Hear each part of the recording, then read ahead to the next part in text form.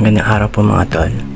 For today's video ay share ko po sa inyo kung paano po mag-register sa smart SIM card po at talk and text SIM card.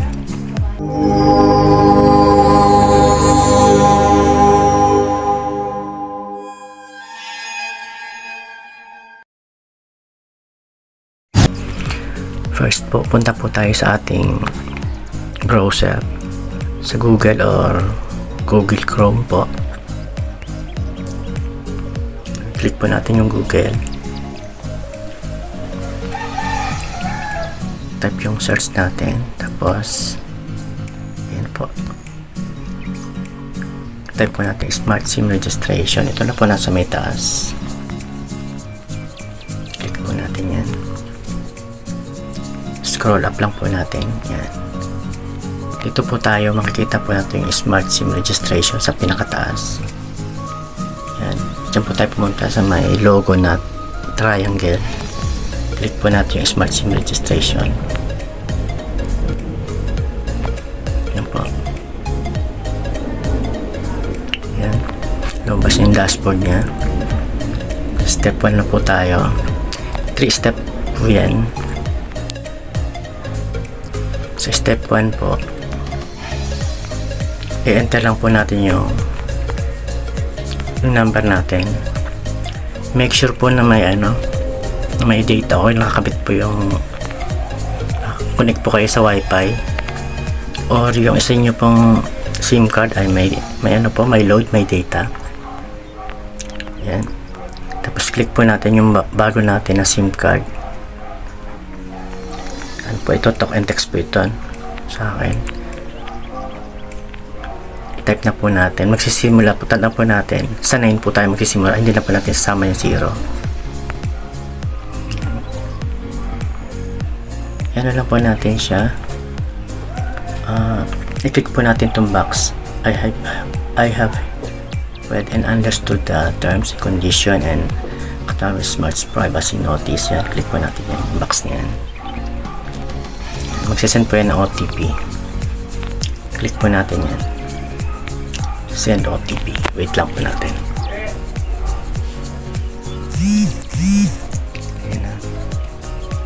Tapos verify po natin yung OTP.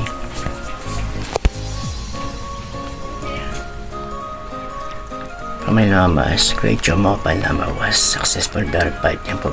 Na-verified na. Okay nyo lang po. Ito na po tayo.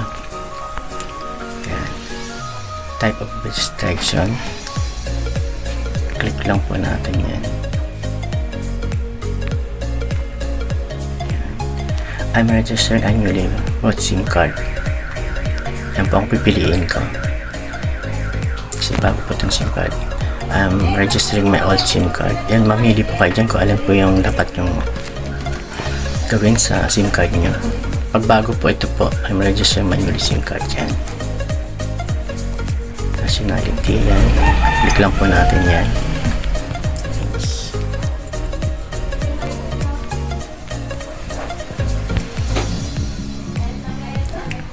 Driver's license. Po, pipilapan lang po natin yung information natin, customer information, yung identification po natin. Yan. Pipilapan lang po natin. ID card verification. Take photo, yan.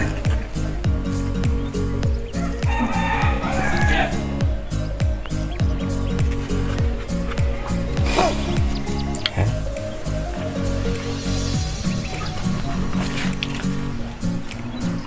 Tapos po ng take photo ng driver's license ko. Scan paste naman po yung selfie naman.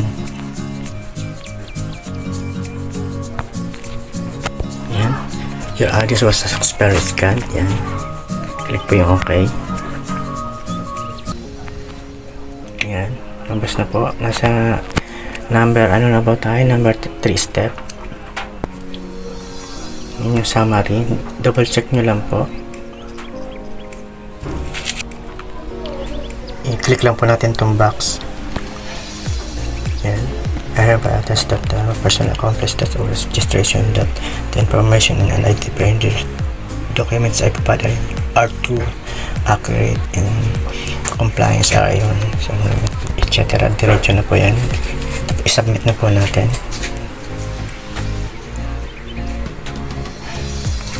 Ayan. Thank you. Ayan na po. Ayan pa sabi ng Smart. Thank you. You had submitted your SIM register application for verification.